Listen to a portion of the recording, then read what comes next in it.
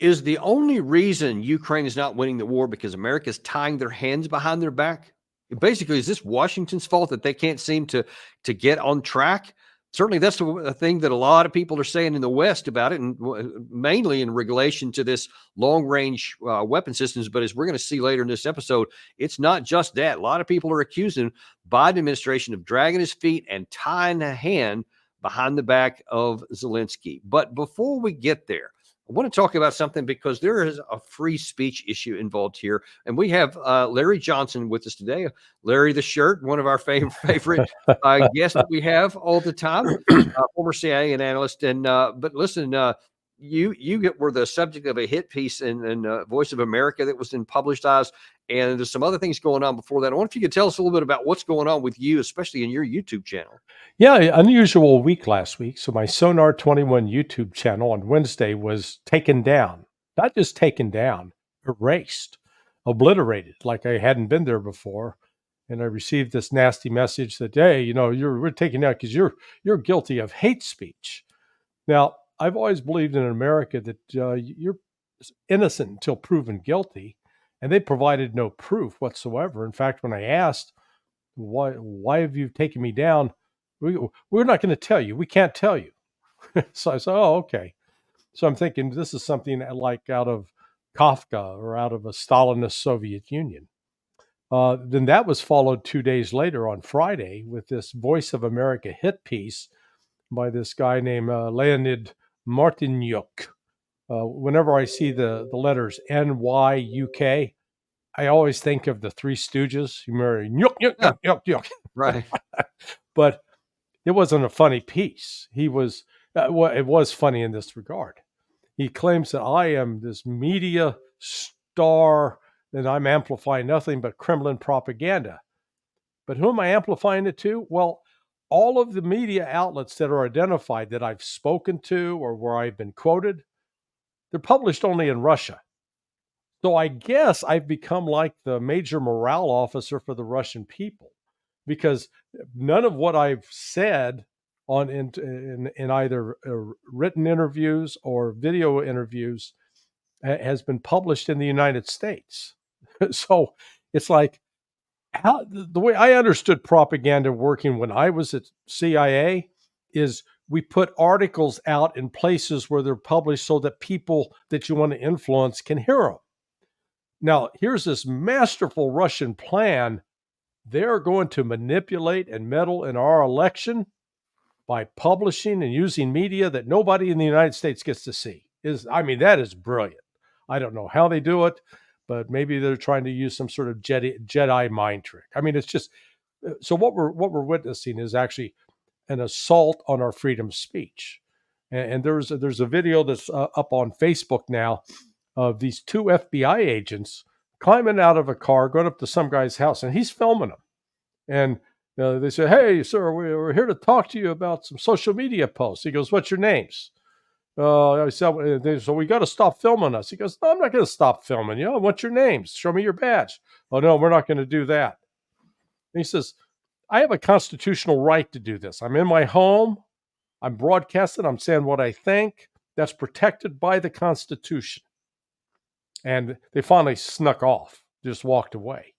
But this shouldn't even be a possible consideration that we're banning foreign media. They're banning now YouTube on Facebook, and this banning and censoring that's going on instead of debating the ideas, talking about it. And that's supposed to be central. We're talking Jeffersonian democracy territory where you're supposed to have freedom of conscience to say whatever you want as long as you don't break a law. Now, if you break a law and they say, here's a law and you broke it, okay, now fair enough. Then either you can rectify that or you can just avoid doing it. But when it's just something like, don't like what you're saying, we're going to shut it down. That's a dangerous situation.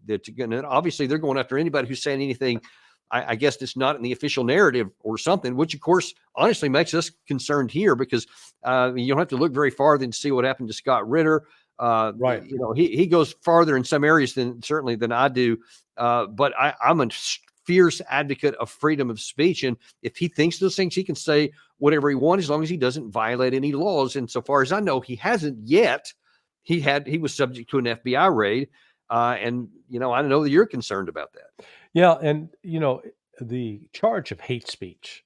Look, about 40 years ago in Skokie, Illinois, the ACLU defended the right of a neo-Nazi group, Holocaust deniers, to march and protest in a Jewish neighborhood, largely Jewish neighborhood. And you know what? I commend the ACLU for that. They upheld, even though what was being said by the neo-Nazi crowd was reprehensible, they could say it, but then there's also the rights of those, the Jewish people in that neighborhood had the right to speak back. And so that's what our country was founded on, even being able to allow those extremes. Now, you don't get to go out and threaten, I'm going to kill you, or, because that's assault. That actually gets charged as a criminal act of assault. But but what we're talking about is, being accused that if you say that Ukraine is losing, you're being, quote, engaged in misinformation, even though it's absolutely true. I mean, it's certifiable true, which we're going to talk about here today. And we certainly hope that that doesn't happen any further to you, and hope you can continue going on, especially there at sonar21.com. And I even hope that you get that YouTube channel back somehow. I recommend that you keep fighting for that, and hope that that'll work, because I never take anything for granted. But listen, folks, if that ever happens to us, if you ever come to and there's no more Daniel Davis channel on YouTube, go to Rumble, because we are not going to stop anywhere. And we just want to have a backup plan if that happens. We're going to continue promoting anyway, because we will not stop telling the truth.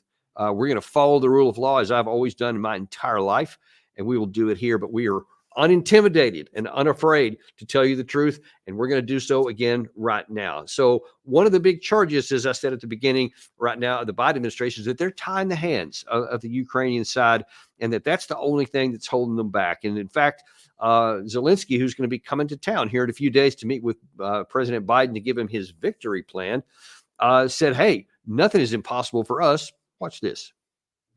Yes, I will speak with him how to strengthen ours before peace summit, to be in a strong position, because diplomatic decisions or solutions, they are good when you are strong. Otherwise, Putin will not even, take place in it. And I think otherwise they will be not interested in any kind of circumstances how they can stop the war. That's why I have the plan. Yes, victorious plan, because for us it's victory, to be very strong and be ready for the strong diplomacy. So now victory seems to be changing a bit of the definitions here. It used to be 1991 borders, and not 2 weeks ago, Zelensky was talking about a battlefield victory, but now he's saying, well, victory means that we're strong, and that means we want to have a strong negotiating position diplomatically, politically, economically, and militarily. I'm not sure how any of those things are even possible, but let's start with the first portion of what he said there, or what the people are saying, that we're tying Zelensky's hands behind his back. Is that true? No, because we're preventing him from setting himself on fire and the rest of the world. Yeah, and Michael McCall, this congressman out of Texas, he's been one of the prominent voices talking about that, claiming that the failure of giving Ukraine enough HIMARS, enough Patriots, enough ATACMS, enough JSAMs, and Storm Shadows to fire, quote, deeper into Russia is what's preventing them from, quote, winning. You step back and say, okay, one, do they have enough trained troops? No. Do they have access? Is there a pool of potential recruits that they could access, that they could train up and be equipped? The answer to that is no, they don't have it. And the reason they don't have it is there's no place that they can train in Ukraine where they're not going to be touched by the Russians. So And just to kind of, because Gary's always on top of this stuff, we actually have one of the thoughts from or sound bites from McCall saying that very thing. Watch this. This is a sanctuary zone that the Russians have created. And what they're doing is they're lining up all their artillery and rockets and missiles just across the Ukraine border that they then use to attack the Ukrainians. However, your administration and Jake Sullivan have restricted the arms use so that Ukraine cannot defend itself and fire back at Russia. That's why I mandated the ATACMS in the supplemental, the long range, short range, and the HIMARS, that your administration is tying their hands behind their back. Okay, let's talk about the specifics, because I mean, he had a really cool map and lots of dots on there and ranges and whatever. And so it looks like, yeah, well, you're not even allowing, meaning the U.S. is not allowing Zelensky's forces to fire at these people. So they're just doing it at will. Is that accurate? well, not entirely. Yeah, they have imposed limits on, hey, you're not going to use ATACMS and strike Moscow, go after the Kremlin. But that doesn't accomplish anything militarily anyway. All that does is it's just a form of state terrorism. But it is sort of amusing that we can't come up with enough 155 millimeter shells ourselves to provide Ukraine with artillery rounds if they did have artillery pieces that were still functioning. So most of the artillery pieces that we've sent over the what are they, the 777s, they've been destroyed. So they don't have those. We don't have enough ammunition to give them. This has not been a matter of the fact that Ukraine has not been properly equipped and funded. I mean, let's recognize they've received $174 billion since the start of the special military operation. That's equivalent to 20% of the United States defense budget, total defense budget for the world, almost 20%. So it has been, the problem has been that the Russians overmatch the Ukrainians on every count, and we in the West have been refused to accept that. And we don't have a strategic approach. It's that lack of strategic approach that then would dictate doctrine in terms of tactics and what people do. Instead, and you know, I want to drill down on that second, because it's important, and I want to expand on it a little bit. It's not that the U.S. has directly tied the hands of Ukraine, though there are very practical and logical reasons why to limit the type of weapons and where it can strike in Russia for some of the reasons you mentioned. But there's a much bigger issue at fault that is exposing some real problems in America's national security. And I'm going to show you, you may have been seeing this. This may be why you're referring to it. But here's Jake Sullivan just a couple of days ago making an admission I don't think he realized he made. Why is it that it is difficult to supply Ukraine with the speed that the frontline troops need? From the perspective of the front line, there isn't enough. It isn't fast enough. That is not a function of us sitting around in Washington saying, hey, let's not send them 155 or air defense or Gimlers or HIMARS or Bradleys or F-16s more rapidly. There's not some pacing or rate limitation that we have imposed. There are logistical challenges. There are challenges associated with the defense industrial base and the actual production of munitions. We are literally taking 155 shells off the lines we've stood up since the start of this war, putting them in motion and getting them to the front line as fast as we can. So here he is admitting that we don't even have enough stuff. And we're grabbing it off everywhere. He subsequently said in that same interview that on air defense interceptor missiles, one of the absolute key components of any modern war is that we're taking them from everywhere else in the world that we are supposed to be giving them to people and throwing them all into Ukraine, and it's still not enough for them. So imagine what our own inventories are looking like. That's what he just admitted here. Yeah, well, not only that, when talking F-16s as an example, I mean, that aircraft's almost 50 years old. Okay. Oh, it's been modernized. We've improved that. It's a 50-year-old aircraft with basically 50-year-old technology.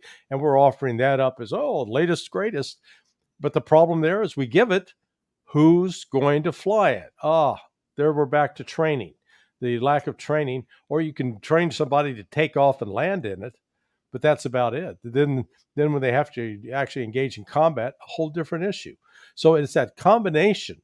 I mean, it really is a perfect storm that you don't have enough trained personnel, and that even if you did have trained personnel, we don't have the West, not just Ukraine, the West, the United States and Europe does not have the industrial base to flip the switch, to turn it on so that they are cranking out 155 millimeter shells, M777 howitzers, M1 Abrams tanks, Bradley infantry fighting vehicles, just go down the list. We don't have that. And in fact, there are some of the weapon systems that are produced, rely primarily on components that come out of China. So, yeah. And in fact, I'm not sure if this component, this is one of those with the components, but in addition to all those you just mentioned, there's also our long-range missiles themselves. So one of the things that the Secretary of Defense just admitted the other day in public in the New York Times was he said, because there are not enough ATACMS or British and French missiles to sustain a long-range campaign against Russia. And he said that there's some concerns that they could not supply enough of the munitions to seriously damage a wide range of targets, meaning that even if we wanted to, even if we said, look, there's nothing on your hands at all, we just don't have them to give to you. So again, you see almost every major category of something you're talking about to fight a major warfare, we're running out of it to even give to Ukraine, on top of everything we're giving to Israel, by the way, and stuff that we want to send to Taiwan in the Indo-Pacific region. And I keep asking, what about us? What if we get drawn into, say, for example, this war in Russia because we allow long-range weapons? God forbid that we should do that. But if we do get into a war, what are we going to do? Well, and we've illustrated here that we're not talking about just one weapon system or one thing. It's across the board. Take the Patriot missile as an example. So each Patriot launcher, the total, they can fire off like 16 missiles that come out of it to go attack an inbound missile. So if you've got an inbound missile, the Patriot will fire 2 for every one that's inbound. Well, how many of those does Lockheed Martin make a year? 550 a year. We're not talking a month. We're not talking a week. It's 550, basically 1.5 a day. Well, there was a missile strike. Russia did a missile strike on Ukraine in December, like December 28th of last year. They fired 244 missiles in one day. So think about that. If Ukraine had enough Patriots at that time to fire back at 244 inbound Russian missiles, that means in that one exchange on that one day, Ukraine would have used up almost the entire production of what Lockheed Martin makes in a year. So it's across the board. And wasn't it on your show yesterday with Matt Ho that Matt talked about the debacle with the F-35 in the United States? It's not just what we're supplying, what we're doing to Ukraine. It's what we're doing to ourselves. We're building crap that's really expensive that doesn't work. It work reliably. And then if it gets shot down, boy, we're like, oh, now what do we do? Yeah, and look, you just see this keeps going back and forth to or going back rather to the point that where it is irrational to continue supporting a war we can't support, one that Ukraine can't win. And yet here we have Zelensky getting ready to come to Biden to say, hey, nothing's impossible for us, man. We can win. And then he's also saying, he was asked by Fareed Zakaria, what about Trump? Have you talked to him yet? Watch this exchange. I had a phone call with Donald Trump, and he said that he is very supportive, and we had good conversation. That's why. This is recently? When was? I had only one during this whole period. Yes, it was, I think, 2 months ago. And he said he was very supportive. He will be very supportive, and he understands how it's difficult to survive during the war, and he will do everything to strengthen Ukraine. So I don't know. I mean, that's great that it sounds this way, and but that's why I want to share this plan, to hear his reaction. Well, now it's interesting that because we obviously have what Trump said during the debate with Kamala Harris about when he was specifically asked, "Do you want Ukraine to win?" He wouldn't answer the question. He says, "I want it to be over." So there's that. But then check this out. Here's Lindsey Graham being also asked this past Sunday, what about Trump's plan for winning this war? Watch this. When it comes to how this thing wraps up, President Trump was pressed the other night about how to win this, what he considers, and he kept saying he just wants to end it. Listen, you've been to Ukraine more than I have. I was talking to Ukrainians this week, though, who say it cannot involve ceding territory to Putin that he took from them. That's not how they see this ending for many reasons. Do you talk to the president about what his plan is if he's reelected to end this thing? Yeah, he's right to want to end the war in a way not to start a new war. The last person I would listen to about how to end the war is the Biden administration or the Obama team. In 2014, we had an end of the war in Ukraine. It led to another invasion. Here's what Trump will do. He will end the war in a way not to entice China to invade Taiwan. He will end the war in Ukraine in a way to prevent a third invasion. Biden has no plan to end this war that is effective. I am listening to Zelensky. He has a plan that's coming out in about a week. What we need here is an American president that can get Putin and Zelensky in a room to end this war, to make sure we don't have another war. Okay, so I think all Lindsey Graham is saying here is that, okay, this is not hard. This is easy. This is the equivalent. I would like a triple cheeseburger with cheesy fries with some chili on top and a shake to wash it down. And I would like to lose 5 pounds in the process. That's all I'm asking. When he says, I want to negotiate, I want Trump to negotiate in a way that will not cause another war, that will make Trump happy, Putin happy, that will make Zelensky happy, and will make Kamala Harris sad, because he's got to throw some political stuff in there. But that's just insanity. And Trump, as far as he's going, he didn't say anything like that. He just said he wants to bring it to an end. So is Zelensky setting himself up for a lot of disappointment? Yes. I mean, he's not going to get what he wants. And I think it's been said before on your show. He wants to get the United States and NATO involved in the war on the shooting side, because he realizes that's his only hope. And I'm saying that's his only hope doesn't mean that it would actually turn out that way, but it's his only path that he can see where they might even have a chance at recouping something in the Donbass. But again, it's not going to happen, because already you're seeing Germany and Poland, they're doing, the Michael Jackson moonwalk backwards from, hey, we're going to get involved with this war. They're moving the opposite direction. So the dissension within NATO ranks, especially in Europe, is increasing. The United States, I think at least somebody over at DOD, maybe it's Cavoli, made it very clear, we're not going to authorize those kinds of strikes deeper into Moscow or into Russia by Ukraine, because then we're going to wind up with dead American soldiers over here, and then we could be on our way to a nuclear war. We're not going to go down that path. We can't afford it, because we frankly could not fight it and win it right now. And okay, so I haven't seen that from Cavoli. That's good on him if he said the truth. Well, I don't know if he said that, but I'm saying that I'm thinking through the list of possible people with some measure of sanity. He strikes me as one that's, fair enough. But whoever may have said it, maybe it's Larry Johnson. So good on you if you did, because that's what the realities on the ground scream. But there are others certainly are screaming something different. And here is John Bolton.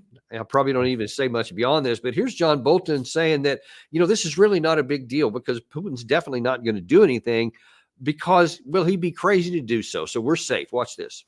If you're worried about what Putin said and we react accordingly, you're going to give him what he wants at absolutely no cost to him. My response to Putin's remark, as to earlier threats involving nuclear weapons, is to say to him, privately and publicly, if Russia uses a nuclear weapon in Ukraine, Vladimir Putin has signed his personal death warrant.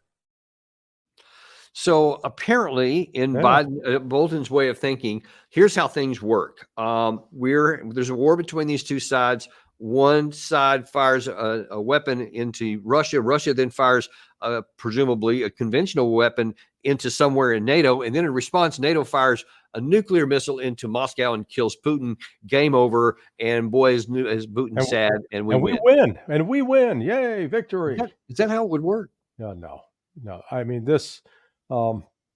we refuse to put ourselves in the shoes of the other person in order to understand how they might see the world. And in encouraging us to do that, I'm not suggesting that we, quote, surrender our values or surrender our what we consider important. But if Russia was providing missiles to the Mexican drug cartel that were being used to strike civilian targets in Dallas, in San Antonio, in Houston, in Albuquerque, in Flagstaff, we would be a tad upset. In fact, I'd be willing to bet a lot of money that we would view that as an act of war, that we would retaliate not only against the Mexican drug cartels, but we would retaliate against Russia for having supplied them. So why is it that when we have the same sort of situation, except we're the ones that are supplying the weapons, we're the ones providing the targeting data? I mean, those rockets don't get to that point without satellite information. And so all of a sudden, we are accessories. We are facilitators of murder. And then we're going to be surprised when the Russians strike back.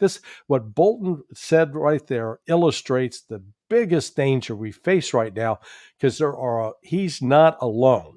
There are many people at senior levels in the intelligence community, in the Department of Defense, in Congress that insist, that Putin, he's just full of hot air. He's just shooting his mouth off. He's not really going to do it until he does.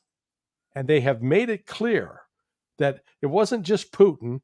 It was Nebenzia, the ambassador at the United Nations for Russia. And it was the Russian ambassador in Washington. They made it clear that Russia will hit here in the United States. Okay, if you want to play that game and take that risk, I wish it was just, yeah. You'd like to say, if you want to do that with your house, that's fine. Unfortunately, it's our country. Yeah. And so I'm unfortunately not okay with that. And look, I want to go down the path of one of the comments that you just said there about, understanding what the other side thinks used to be basic strategy, ergo Sun Tzu. If you don't know your enemy or yourself, you'll probably lose every battle. But you have to know yourself and your enemy and how they think if you want to have any chance of making good policies. And unfortunately, we either turn a caricature of the other side and say, they're all evil and no thought process, no morality or whatever. So it's just a caricature. It's not even real. Or we just ignore them entirely and say, oh, you can't listen to them. And that harms us. And that's why that just infuriates me, like something like Putin, Bolton here, because his actions advocate things that are going to harm us. And I'm talking could get millions of people killed here in the United States and start a nuclear war.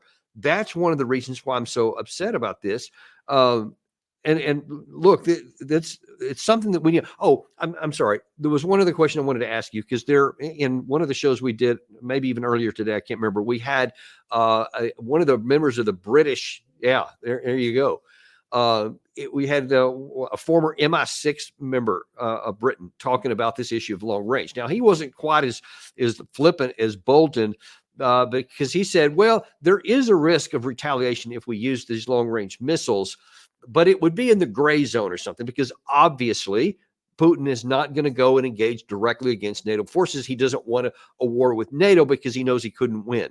I'm sure part of that's right. Putin definitely does not want a war with NATO at all. But is he safe in saying it would be a gray zone situation? They would hit our assets elsewhere. could cause some economic damage or something like that. So it would be I think the word he used, it would be inconvenient for British citizens, etc. Is that a safe bet? No. And let's draw an example from what just happened in Israel with the Houthis. Nobody imagined that the Houthis had a hypersonic missile and that they would launch a hypersonic missile and that it would hit a target in Tel Aviv that the air defense systems of Israel and the United States could not stop. There's just a recent example of something that nobody imagined possible. They wouldn't do that. They couldn't do that. They did it. They did it. And we don't know if they've got the ability to do it again. What's clear is they didn't do it on their own. They had help. So take that same principle, apply it up here to Russia, because Russia has what we do not. They have at least 2 or 3 variants of the hypersonic missiles.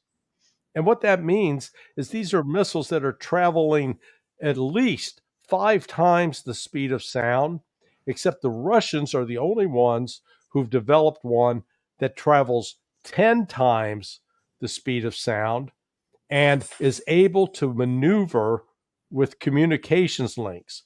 If people that can remember back when we used to have astronauts that would go to space and they'd come back in the space capsules, and while they're in that re-entry, as that is descending at Mach 10, all of a sudden the communications gets blacked out because of the plasma effect that's created around it. Well, that's what happens to these hypersonic missiles, except the Russians have solved one of those problems that we cannot. The United States does not have an operational hypersonic missile. We just do not have it. And yet we're talking about going up against the Russians, who've got 3 variants of it. They can destroy ships. They can destroy any of our military targets. Well, let's talk this out for a minute, because it's not an obvious no. Because for Russia to do this, and certainly Putin, Lavrov, Ryabkov, and the Russian UN ambassadors you just mentioned have all very recently stated, I think Peskov has echoed some of this as well here in just the last 24 or so hours, that they would retaliate and respond in an appropriate manner against the West. So it leaves it unspecified. But of course, Putin did use the word. It would be an act of war for the Western side to use that. So it's the first time he's used that language connected with us and have appropriate measures to an act of war. So it implies that they would. What is the range of possibilities? Because true enough, if Russia, and let's just create a hypothetical situation here, the U.S. gives permission to the British to fire a Storm Shadow missile, and it strikes a strategic target at a military base outside of Moscow, for example, and they blow up, who knows, some Su-57s or whatever, some other kind of aircraft, and it blows up a target on the Russian side there. What is the range of possibilities that Russia could do? Because if they launch a missile anywhere, like against a British warship on British territory, you've got the automatic potential for Article 5 will at least be raised, and then the possibility of war. Would Russia genuinely risk that for a missile strike? No, actually, I think what they would do is what made those missile strikes possible are satellite communication, intelligence from satellites. The Russians would take out satellites. I think that'd be their first response, because they take out the satellites, they blind us, number one, but they haven't killed anybody directly. And so you don't have, smoking bodies and crumbled wreckage, but they will have blinded us and send a signal that, because they can take us out in a way that we can't take them out. Number one. Remember, we can't even get our astronauts up and back from the space station. Okay, so we need to stop looking in the mirror and telling everybody that we're the prettiest of them all when we can't even do some basic things that we did 60 years ago, 50 years ago. But then when the Russians retaliate, they will go after, as they've proven what they've done in Ukraine. They've been very, very careful about not hitting civilian targets. They may have had 1 or 2 that have gone astray, but by and large, when they hit solid military targets. They kill military personnel. They destroy either power plants or equipment or factories. And so what they would expand is this would then go into Romania and to Poland, where staging bases are for a lot of these missile systems. They could potentially target Ramstein, where the actual targeting work is done. So, and again, they've got the ability to do that. So let's work in this out a little bit. What would that look like on the Western side? Because the Western side believes they are basically impervious. They say Russia would never do that. And even taking out a satellite, even though there wouldn't be any body counts, that's a huge issue, which would freak out everybody. And I can imagine that everyone, no matter what it would be, would say that definitely triggers an Article 5 meeting. Let's get together and talk about this. What would they do? Because they can't just go all in, because if we retaliate then directly against Russia, I think, now tell me what you think, is that Russia's threshold for tactical nuclear weapons use is way lower than ours, and probably lower than anybody on the West thinks it is. And if we're directly attacking, not even through the proxy, but if we're directly attacking any military target in Russia, I think it's quite possible that a nuclear missile tactically follows. Well, I think the Russian general staff, the planners, they've been pretty prudent about assessing what can we accomplish with a conventional warhead, and I think they still view the tactical as a last resort. If they're facing the possibility of a weapon system being launched at Russia that could contain a nuclear weapon, and they are not convinced that their conventional force could take it out, then I think under that circumstance, yeah, they would probably use a tactical nuke.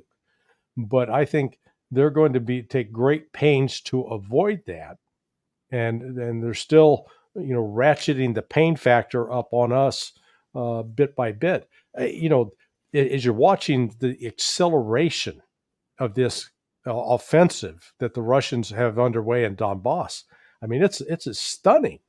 And so the Ukrainians are getting swept both in the Donbass and up in Kursk right now, and they don't have an answer for it. So faced in that kind of situation, I don't see the Russians as being in a desperate do or die, we've got to do this or else, and run the risk of a nuclear war erupting. Well, maybe to bolster your point here, there was a recording made, I think it was yesterday, by the Akhmet Special Forces Commander Alaudinov. I may not be pronouncing that correctly.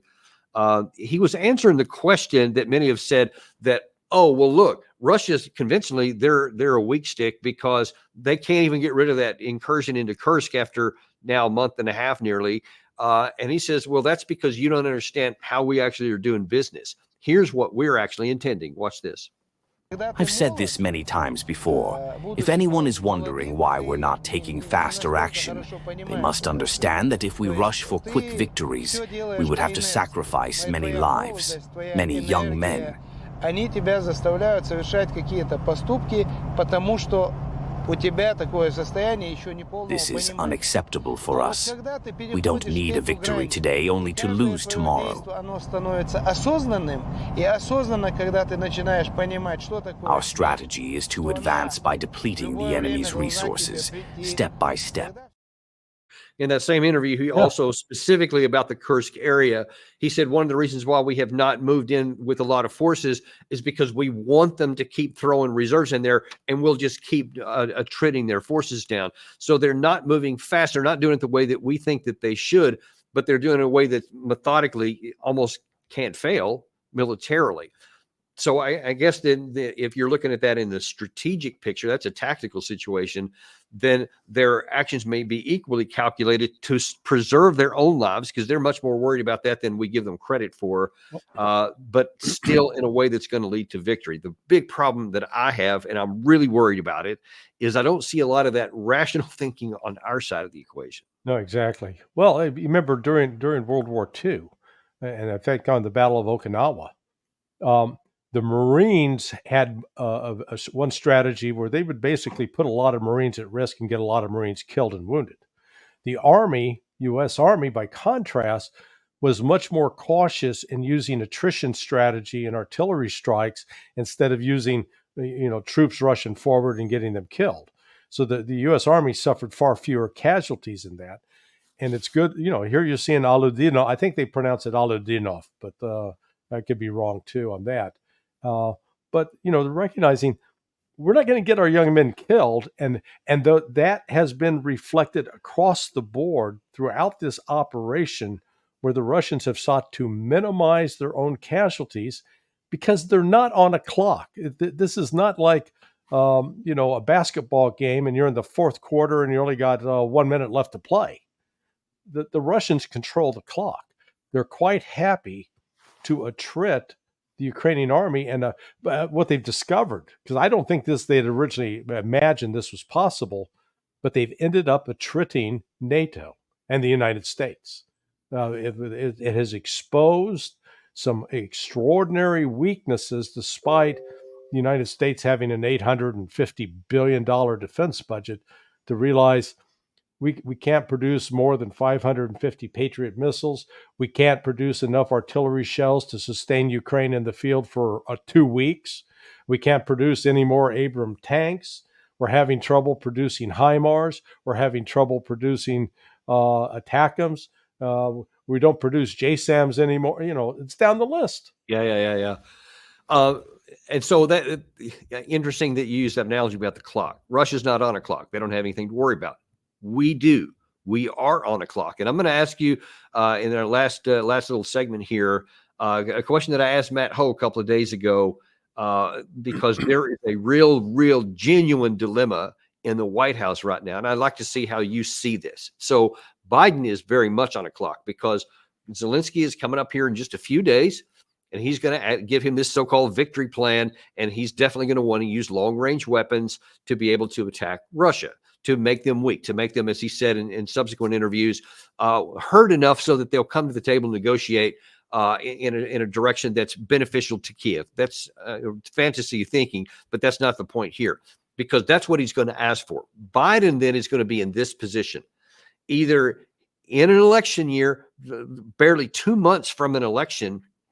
He's going to either have to say, no, we're not going to do that. And then he's going to come under withering fire from the Boltons and the Zelensky, or the Lindsey Grahams and a bunch of others who have already seen are going to say, you're weak, you're hanging our friends out to dry, you're terrible, all this stuff, when he's trying to win an election. And of course, all this gets put onto Kamala Harris, because she's now, trying to fill in the gap here, and she's the vice president right now. So she will be tarred with all of this, because the Republicans will make sure she gets tarred with it. So he's got that to consider. But if he says yes to this, and again, days away, then he's got the risk that Russia makes good on its promises, and we also get drawn into a war, which is generally not a good way to win an election either, to draw them into a war with a nuclear power. So those are two really genuine, no kidding, political problems for the president, which have tremendous ramifications. How do you see him navigating this? Well, I don't see him actually being the decision maker. So what we're looking at is, what are Jake Sullivan, Antony Blinken, Lloyd Austin, what's that little cabal going to do? They recognize that right now there is not any kind of political support in the United States for expanding the war, getting the United States in on the ground with Ukraine. One of the things I think that could change and increase, let's say, create the imperative for U.S. to get involved is if there is some sort of dramatic false flag where it's perceived that the Russians have killed a lot of American civilians, or killed a large number of Ukrainian civilians. And I don't put it past the Ukrainians doing that. They did it in that village, was it Bucha? If you recall, it was 1st of April of 2022, where the Russians were accused of having murdered all of these Ukrainian civilians, except the Ukrainian civilians that were found dead were all wearing the white armbands that signaled that they were favoring the Russians. And the other signals intelligence had proven that the Russians had pulled out of that village well in advance.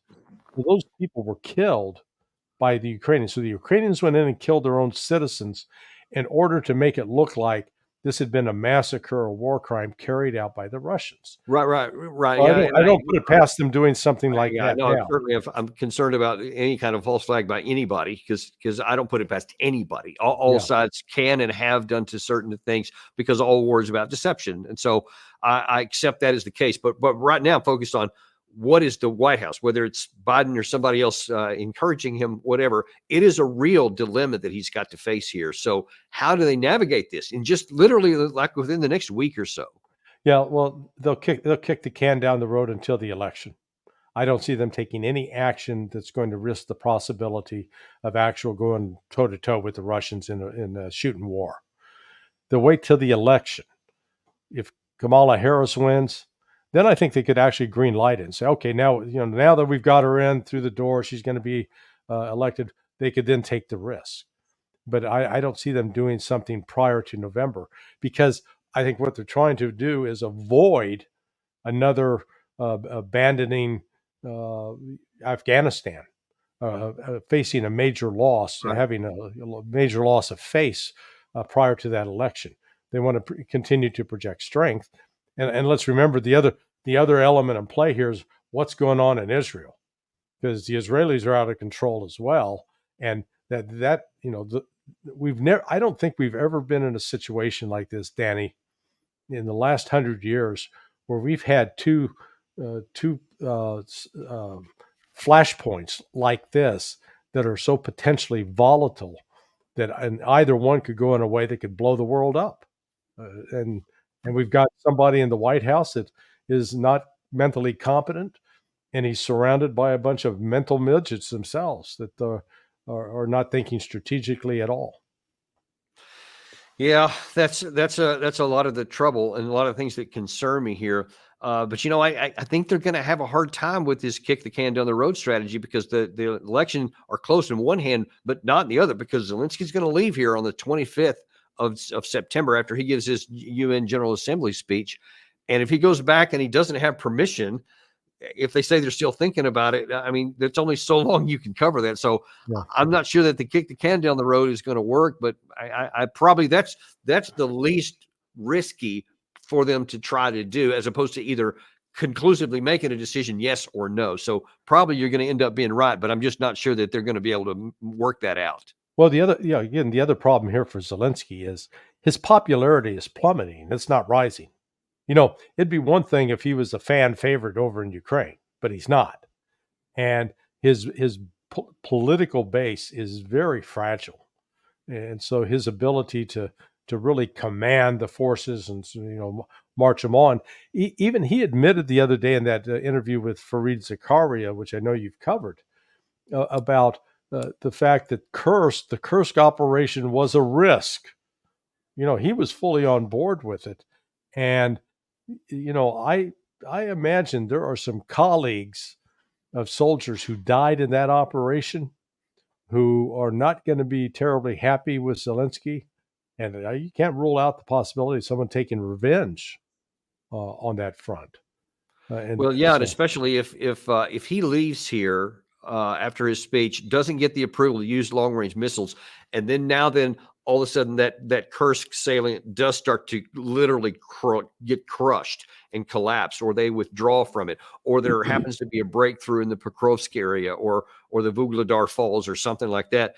There's going to be a lot more pressure on the White House to then say yes, or then they're going to say you truly are abandoning them, and then you're going to get another Afghan stuff. Again, the closer you get to the election, the sharper those attacks are going to be. Bottom line is there is a lot of room here for trouble that can get us drawn into a war, and I'm really concerned about it. Oh, I agree with you. I mean, it's not exaggerating to say it's the most. I can't remember a time of such potential danger.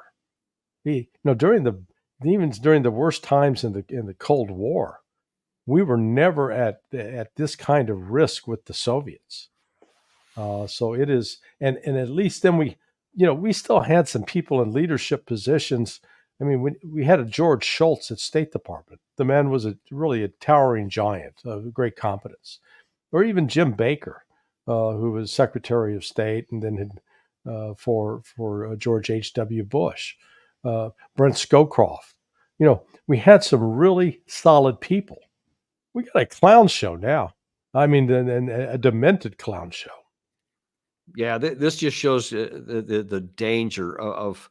I mean, it sounds trite to even say it, but when you have a popularity contest for the White House, and believe me, this is across the board, Republican, Democrat.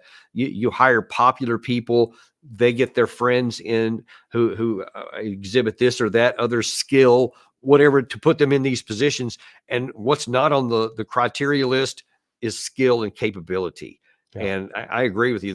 I don't see really much of a chance, no matter who wins this election, in terms of the people I've heard being considered for senior positions. They both scare me, and Yeah. that's just the way it is right now. Yeah, no, I agree with that. We've lost the ability to think strategically.